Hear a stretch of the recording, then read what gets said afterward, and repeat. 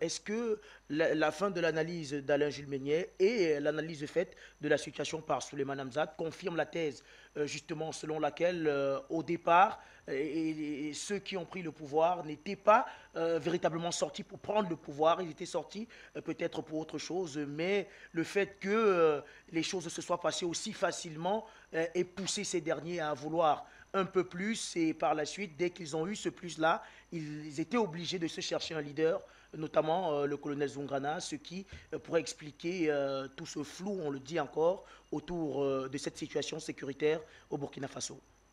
Moi, je ne crois pas. Je ne crois pas qu'on sorte faire une manifestation de revendication et on veut un pouvoir. C'est un métier particulier, le métier de l'armée. L'armée a des canaux et des règles de revendication et de manifestation. Vous ne revendiquez rien avec des armes. C'est-à-dire que, à partir du moment où une caserne sort tenant les armes, chargée, elle ne respecte plus la hiérarchie. Quel moyen de pression la hiérarchie a sur elle? D'ailleurs, vous constatez que la quasi-totalité de ce que vous appelez putsch, mais la hiérarchie, on ne les voit même jamais. Vous y voyez les généraux? Dans ces pays, il y a des généraux. Il y a des généraux de brigade, il y a même des généraux de corps d'armée. Voilà la hiérarchie militaire. C'est eux, généralement, qui sont à la tête, souvent, des différents corps. C'est eux qui sont à la tête des services comme les inspections générales des armées. C'est eux, c'est-à-dire de rédiger la doctrine militaire, d'organiser l'armée. Je ne crois pas. Quand vous gouvernez votre pays, vous avez déjà vu en France les militaires français sortir et revendiquer. Vous l'avez vu aux États-Unis. Vous croyez qu'ils n'ont rien à dire? Moi, j'ai discuté avec des gens proches des militaires français qui se plaignent des militaires français en Afrique. Ils expliquent qu'ils n'ont même pas de chaussures. Vous savez que l'armée est très pauvre en France? Non, rien. Ils ont un matériel désuet. Ils n'ont pas de moustiquaires. Ils meurent de paludisme. Ça ne va pas. Elle est pauvre, elle n'a rien. Vous n'avez pas entendu M. De Villiers, le chef d'état-major des armées, quand M. Macron est arrivé, il a dit qu'il faut monter le budget militaire. Les rapports des responsables militaires français à très haut niveau expliquent qu'on ne tient pas 10 jours d'une guerre à haute intensité. Ça veut dire que l'armée de France, dans l'infanterie, face à l'armée du Cameroun, ne tienne pas 10 jours. Il dit qu'il n'y a pas de munitions. Vous demandez de soutenir M. Zelensky. Soutient M. Zelensky avec quoi? Nous-mêmes, on a quoi? On a quoi pour soutenir M. Zelensky? Les pseudo-14 canons César, ils ont expliqué qu'il faut 3 ans et demi pour les remplacer. Les rapports à M. Macron, que donnez plus un. Soutenons-le sur Facebook.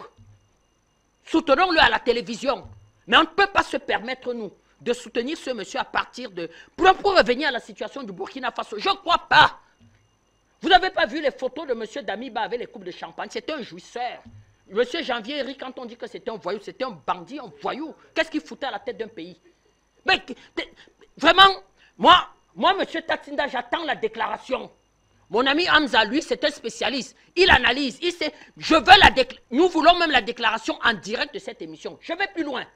Il faudra que la déclaration soit claire sur l'orientation. Venez dire que dans la déclaration, nous voulons entendre le Burkina Faso entend faire de la Russie le nouveau partenaire stratégico-militaire. Il n'y a pas ça dans la déclaration. Moi, je veux prendre cette histoire avec beaucoup de pincettes. Vous vous souvenez de la déclaration de Damiba? Si on peut la mettre. C'était blablabla, bla, bla, bla. On verra. Moi, j'amène la... C'est quand les déclarations ne sont pas claires. Ça ne vaut rien. Ça ne vaut rien. Il est venu nous expliquer que, voilà, et puis vous savez qu'on ne vraiment Kaboré, on ne voulait plus. C'était un voleur de révolution, un voyou, lui aussi. On ne voulait plus de lui. Donc la liesse populaire, donc M. Damiba surfait sur cette liesse populaire pour expliquer aux gens que oui, voilà, on ne comprenait pas ce qu'il voulait. Mon frère Meignet dit, vraiment, je veux régler les questions économiques. Vraiment, vous n'allez plus entendre parler du terrorisme. Rien. Mais tu vas régler les questions économiques comment? On ne va plus entendre parler du terrorisme. Comment? Il avait d'ailleurs donné moins d'1 an pour régler. Quels sont tes alliés? Quels moyens tu donnes à l'armée? Sur qui tu t'appuies? Quel Quelle est la nouvelle doctrine militaire? Quels sont les équipements? Nous avons tous vu comment arrivent les équipements de l'armée du Mali. On a vu le ministre des Affaires étrangères du Mali aller en Russie, discuter avec un partenaire. On a vu le ministre de la Défense, à la fin, assumer une rencontre, sortir un communiqué officiel. L'accord de coopération a été signé. On a vu le Premier ministre Choguel l'expliquer clairement. Où va le Mali? Vous saviez où aller, M. Damiba? On le voyait avec des coupes de champagne. Il jouissait du pouvoir. Et il a réussi à traîner l'État dans la boue, à déconstruire l'État. Le chef de l'État est d'abord garant de l'État de droit. Sur quelle base juridique, sur quoi il s'est appuyé pour aller chercher peut-être l'enfant le plus détestable du Burkina Faso, le ramener? Nous, les panafricanistes, ça avait été l'affront du siècle. C'est-à-dire qu'un Blaise Compaoré, au Burkina Faso, sur la tombe de Thomas Sankara, dansant sur la tombe de Thomas Sankara et venant assumer une parodie de discours. Mais c'est là que le président Banda a pris sur lui de dire que c'est un voyou. C'est un voyou. Et qu'est-ce que vous voulez? C'est comment la fin des voyous? Mais je suis un républicain dans l'âme. Je suis un républicain dans l'âme, l'état de droit. Mais en même temps, nous n'allons plus accepter que des pacotilles fabriquées dans les antichambres des consulats des bases militaires américaines viennent à la tête des pays. Ils n'avaient rien. Ils ne savaient pas ce qu'ils voulaient. Ils montaient et descendaient. Ils racontaient un coup A, un coup B. Rien du tout. Les militaires ne sont pas forcément formés pour gérer l'État. Mais quand vous arrivez à la tête d'un pays comme le Burkina Faso, vous avez une administration centrale, vous avez des gens qui travaillent dans cette administration depuis 10, 15, 20, 30, 40 ans. C'est-à-dire qu'ils ont les procédures administratives, les règles administratives. Ils savent ce que c'est qu'une administration. Vous pouvez leur commander des études. Vous pouvez vous entourer d'un certain nombre de conseillers. Quand j'étais à l'université, ils étaient extrêmement brillants en sciences politiques. Mon frère Meunier peut me le confirmer. J'avais des voisins, je dis sciences politiques, droit, économie, à Lyon. Extrêmement brillants, les Burkinabés. Donc, ce n'est pas un peuple où on peut rechercher de la ressource humaine. Donc, on arrive, on fixe le cap. On dit, il faut sécuriser le pays, il faut revoir de paradis sur le plan économique. Il faut sécuriser le pays. Et vous avez des experts, M. Hamza est là. Vous avez des experts qui peuvent vous expliquer comment, même avec peu de moyens, on peut déjà mettre ces moyens en mouvement et sécuriser le pays. Qu'est-ce qu'il a fait de ça? Il était devenu le garçon de course de M. Ouattara. Il était devenu le marchepied qui était au ministère des Affaires étrangères en France avant Mme Colonna. Le breton là. Le Drian. Jean-Yves Le Drian. Ouais, voilà ses patrons. Et ils venaient nous narguer, nous les panafricanismes, et faire une pseudo-visite au Mali, donner l'impression qu'il pouvait nous manipuler et que lui, il était malin. Mais nous, on expliquait ici. Je peux faire la même analogie sur un pays qu'on appelle le Niger.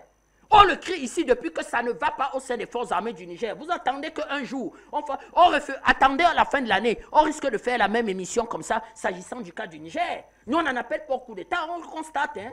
Hier soir, vraiment, j'étais chez moi en paix, je dormais en paix et à 8 h, il y avait la musique militaire. Ce n'est pas moi, M. Tatsinda, qui a coupé le signal de la télévision du Burkina Faso. Ce n'est pas moi. On constate un coup d'État. Mais je vous l'explique ici, le sort, la vie, les humeurs, je m'en fous de M. Damiba. On ne peut pas sacrifier un pays, envoyer les gens casse-pique. Vous savez ce que les voyous qui étaient à la tête de l'État du Mali faisaient? Ils achetaient des gilets par balle en carton.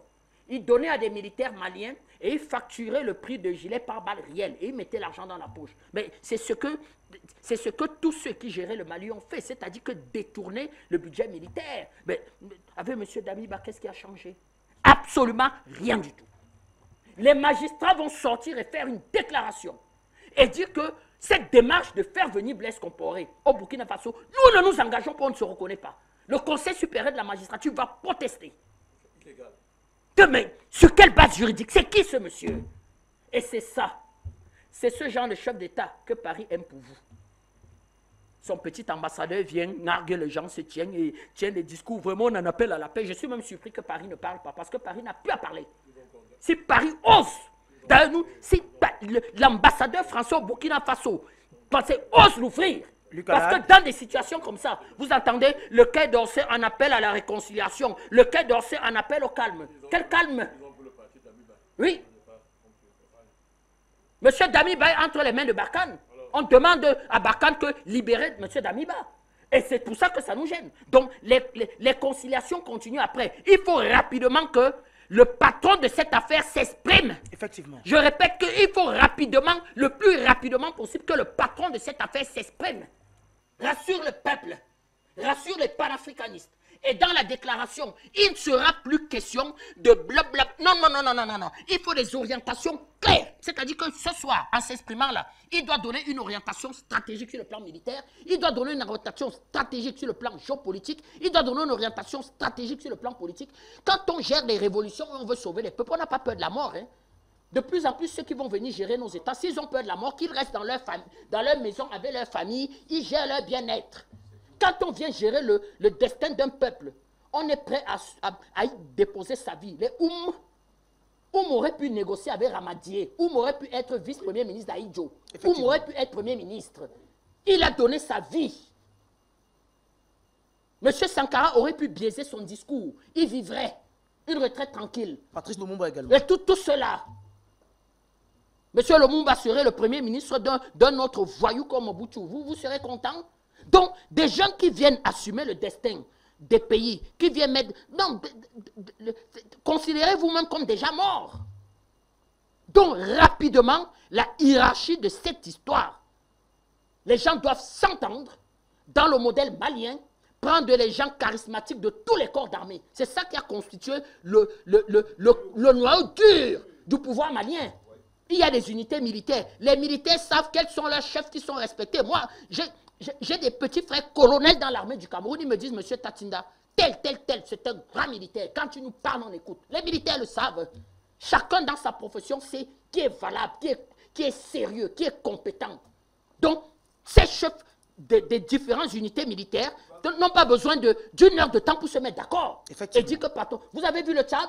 Quand le maréchal Déby tombe, ça ne tient pas une heure. L'armée se réunit, prend ses responsabilités, sachant que Mahamat est l'un des militaires les plus charismatiques et sérieux et disent, monsieur Mahamat, assumez vos fonctions. Monsieur Mahamat n'a pas arraché le pouvoir. Vous avez vu?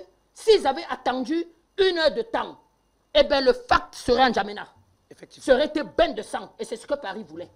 Donc, dès que Déby est tombé, moins d'une heure de temps après, la haute hiérarchie militaire du Tchad a dit, monsieur Mahamat, assumez vos responsabilités.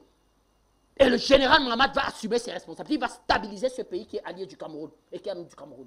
Et aujourd'hui, ils sont dans un dialogue. Nous prions, nous accompagnons, nous Camerounais, nous faisons des prières pour que ce pays, frère, retrouve sa stabilité. Mais qu'est-ce que les gens, depuis 4 heures du matin, nous sommes à 21 h, on veut m'expliquer que c'est quoi?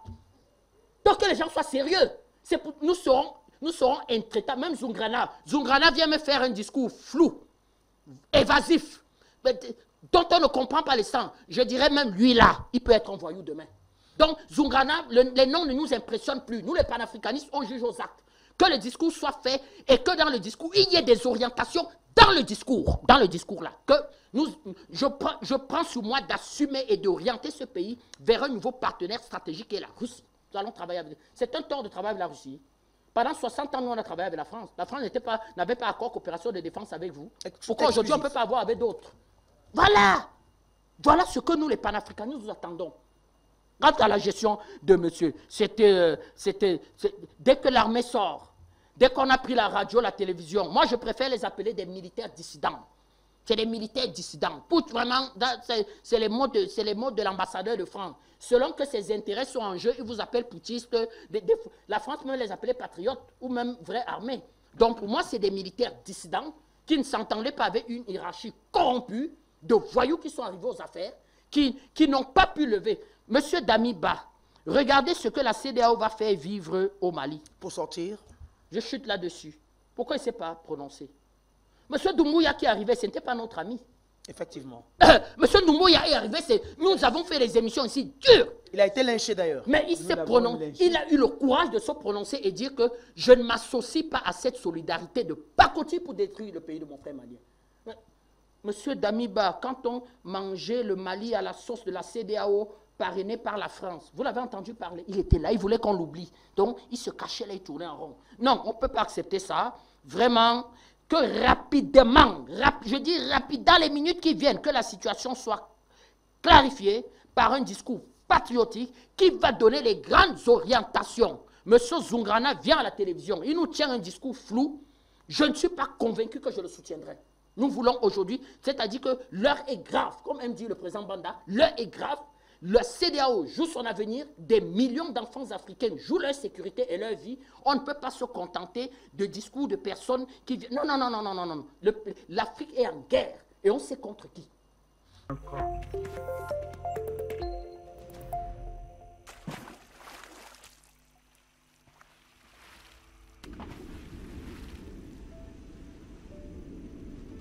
Afrique Média. Le monde, c'est nous.